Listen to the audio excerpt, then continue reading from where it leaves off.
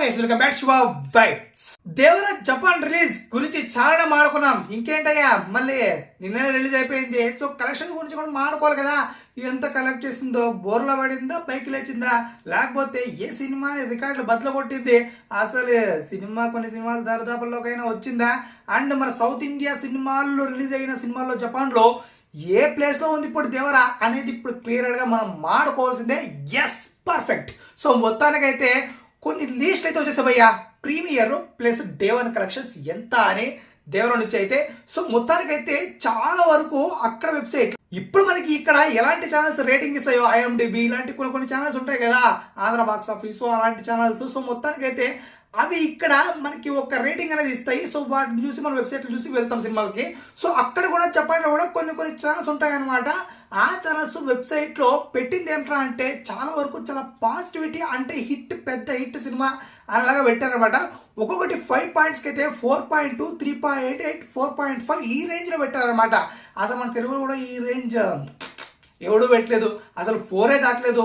So మొత్తానికి అయితే 4 కూడా రాలేదు అనుకుంటా, ఏ వెబ్సైట్ కూడా పెట్టలేదు అనుకుంటా. బట్ మొత్తానికి జపాన్లో ఈ రేంజ్ అంటే ఏంట్రా భయ్, మొత్తానికి అయితే సినిమా ఖచ్చితంగా హిట్ కొట్టేసిందని చెప్పాలి ఈ రేటింగ్స్ బగ్గే. సో మొత్తానికి ఇంకా ఏ రేంజ్ సెషన్ క్రియేట్ చేసిందిరా డే 1 ప్లస్ ప్రీమియర్స్ అంటే ఏకంగా 1 కాదు 2 కాదు భయ్య, టాప్ 3 ప్లస్ లో పెట్టేసింది అనమాట. సో మొత్తానికైతే హల్చల్ చేసింది సినిమా మాత్రం అక్కడ. ఏకంగా బాహుబలి, దంగాను, ఈ హిందీలో షారుఖ్ ఖాన్ సినిమా పతాను ఇవన్నీ అన్ని కొట్టేసింది. సో మొత్తానికి ఇప్పుడు టాప్ 3 అంటే జపాన్ ఇప్పటి వరకు సౌత్ ఇండియన్ సినిమాలు ఏవైతే రిలీజ్ అయ్యో వాటన్నిటిని దాటి టాప్ 3లో చేరుస్తూ కూర్చున్నాడు అనమాట దేవరా అయితే. సో మొత్తానికి టాప్ 1, టాప్ 2, టాప్ 3 ఇలాంటి ప్లేస్లో ఎవరు ఉన్నారా అంటే టాప్ 1లో చూసుకుంటే త్రిబుల్ ఉంది భయ్యా. అసలు 8.200 అదే 8.2K టికెట్స్ సేల్ అయ్యాయి అనమాట first day premier plus day 1 triple అయితే. అండ్ దాని తర్వాత సాహో ప్రభాస్ సినిమాకి అయితే 6,500K టికెట్స్ సేల్ అయ్యాయి అనమాట. సో మొత్తానికి దాని తర్వాత ఇప్పుడు దేవరా 3,861 టికెట్స్ సేల్ అయ్యాయి ప్రీమియర్ ప్లస్ డే 1. ఇప్పుడు ఇది టాప్ 3 సెన్సేషన్ క్రియేట్ చేస్తుంది అనమాట. ఇది నిజంగా ఎన్టీఆర్ క్రేజ్ కి నిదర్శనం అని చెప్పాలి. సో మొత్తానికి triple A range sensation create చేసిందో మన తెలుగులో, అక్కడ జపాన్లో కూడా అదే రేంజ్ సెన్సేషన్ క్రియేట్ చేసింది. బికాజ్ ఎన్టీఆర్ కున్న క్రేజ్ అండ్ రాజమౌళి బ్రాండ్ వల్ల, and of course Ram Charan వల్ల కూడా. అండ్ నెక్స్ట్ వచ్చేసి ఇక్కడ సాహో సెకండ్ ప్లేస్ లో కింద వచ్చిందిరా అంటే బాహుబలి 2 తీసింది ఎవడు, అందులో హీరో ఎవడు, ప్రభాస్. సో మొత్తానికి ప్రభాస్ తర్వాత సాహో తీసాడు బాహుబలి తర్వాత. సో ఏ రేంజ్ అయిపోతుందో చెప్పండి.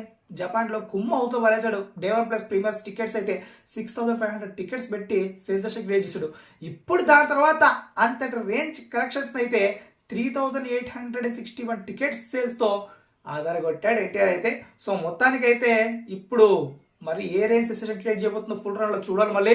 అండ్ ఇక మెయిన్గా అయితే జపాన్లో ఫుల్ రన్కి చాలా డిమాండ్ ఉంటుంది భయ్య, ఫుల్ రన్ ఎక్కువగా వస్తుందన్నమాట.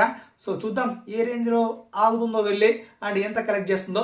సో మొత్తాన్ని మీకేమనిపిస్తుంది గైస్, ఏ రేంజ్లో సెన్సేషన్ క్రియేట్ చేయొచ్చు, ఎంత కలెక్ట్ చేయొచ్చు జపాన్లో దేవరా సినిమా? తప్పకుండా మా కంట్రోల్ తెలియజేయండి. ఇంకెంత కలిసి సబ్స్క్రైబ్ చేసుకోండి రా.